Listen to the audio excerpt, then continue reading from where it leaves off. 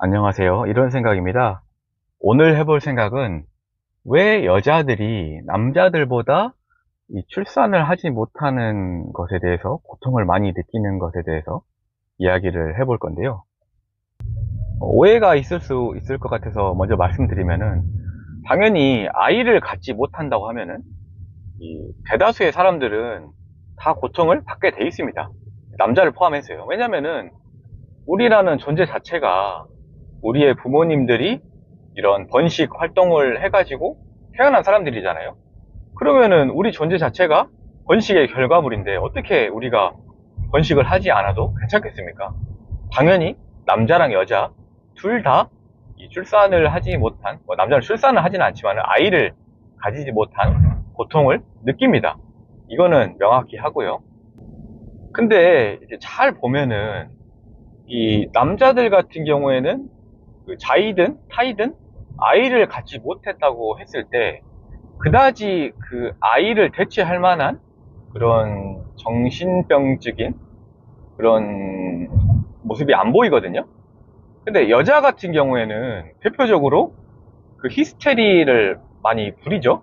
뭐 이거 아니라고 하시면은 할 말 없는데 그 이거는 예전부터 의학적으로 있는 증상이고요.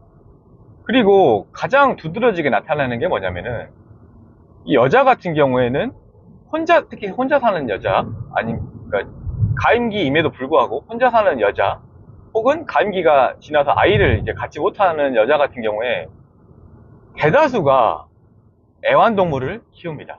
강아지나 고양이를 키웁니다. 그렇지 않나요? 남자들 같은 경우에는 아이를 가지지 못했다고 해서 뭐 물론 이제 그런 분들도 키우는 분들이 계시긴 하지만은 비율로 따졌을 때 여자 쪽이 압도적으로 이 아이를 갖지 못하신 분들이 고양이나 강아지를 키우는 경우가 많습니다. 그러니까 그 말은 뭐냐? 그러니까 고양이랑 그 강아지를 키운다는 말은 육아를 그 대체하는 행위거든요. 그러니까 그 강아지들을 요즘은 뭐 개모차라고 해가지고 유모차 비슷한 거에 태우고 다니고 애기 이렇게 부르는 거죠. 여기까지 동의하신다고 생각을 하고, 그러면 왜 여자들이 그 생물학적으로 아이를 가지지 못했을 때 남자들보다 더 정신병적인 그 모습을 보일 수밖에 없냐라면은, 생각해 보십시오. 그러니까 우리 인간이라는 존재는 뭐 지금은 뭐 문명화된 시기에 살고 있으니까 뭐 대단히 뭐 발전된 사람처럼 보이죠. 그러니까 뭐에 비해서?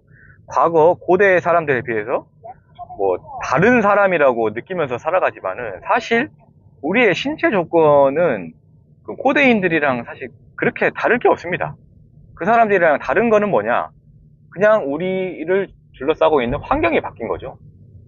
이게 비료로 인해서 이제 식품이 흔해진 세상이 됐고, 뭐 자동차나 이런 것들이 있으니까 우리가 달라 보이는 것일 뿐이지, 사실 우리의 유전자 레벨에서의 그 차이는 사실 없습니다. 고대인들이랑. 그러면은 고대의 삶을 생각해 보면은 거의 그 동물 세계랑 비슷하죠. 그러니까 무슨 말이냐면은 대다수의 여성을 소수의 남성이 그 독점하고, 거기에 끼지 못한 남성들은 번식의 기회를 갖지 못하는 경우가 흔했습니다. 이거는 이해가 가시죠? 가장 대표적으로는 왕 같은 경우에는 수백 명, 수천 명의 후궁을 가지고 있었지만은 이 노예들 같은 경우에는 그 우수한 노예들은 물론 배우자를 얻을 수 있었습니다. 하지만 대다수의 노예들은 배우자를 얻을 수 없었죠. 그러니까 무슨 말이냐? 우리가 이제 동물이랑 그렇게 다르지 않다는 관점에서 봤을 때 동물들도 그렇잖아요. 그러니까 알파, 이 무리의 우두머리를 빼고는 거의 대다수의 수컷은 번식의 기회를 갖지 못합니다. 그러니까 이 남성의 입장에서 봤을 때 번식을 하지 못하는 게 어떻게 보면은 기본값이에요, 기본값. 그러니까 번식을 하는 게 특이한 경우지 번식을 하지 않는 게 기본값이다 보니까 우리의 뇌도 이 번식을 하지 않더라도, 그러니까 우리 남자들의 뇌도 번식을 하지 못한다 하더라도 그것을 어느 정도 견딜 수 있게 우리의 뇌가 진화해 왔다는 거죠. 근데 반대로 여자의 경우는 어떤가요? 그 조금 비하로 들릴 수 있지만은 남자들 사이에는 이런 말을 하잖아요. 가능충이라는 말을 종종 쓰지 않습니까? 그러니까 이 말이 무슨 말이냐고 하면은 보통 이제 그러니까 남자들이 생각하는 이상적인 그 몸매나 외모의 여성상이 있잖아요. 근데 그럼에도 불구하고 거기에 전혀 해당되지 않음에도 불구하고 그 여자랑 관계를 가질 수 있는 게 그 남자들이고, 이게 조금 대단히 극단으로 간 사람들을 우리가 가능충이라고 하잖아요. 그러니까 뭐 예를 들면은 뭐 체중이 엄청나게 높은 여성에 대한 패티시도 있고, 아니면은 그 보통의 남성들은 연하의 여성들을 선호하는 데 반해서 엄청 그 나이 든 여성들하고도 관계를 맺을 수 있는 남자들이 있잖아요. 그러니까 이 말은 무슨 말이냐면, 아까 말씀드린 것처럼 기본적으로 남자들은 그 번식의 기회가 많지 않았다는 것을 증명하는 거기도 하고요. 뭐 당연히 남자 입장에서는, 남자의 유전자 레벨에서는 번식의 기회가 많지 않다 보니까 이 상대방이 유전자가 좋든 안 좋든 그냥 이렇게 하는 게 이득이라는 말이고, 동시에 그 여자 입장에서 보면은 여자는 이 관계를 해가지고 과거에는 피임 기술이 그렇게 발전되지 않았잖아요. 그러니까 여자들은 그 어떤 신체 조건을 가지고 있다 하더라도 아이를 가지는 게 기본 세팅 값으로 진화를 해온 거예요. 그런데 지금 21세기는 어떻습니까?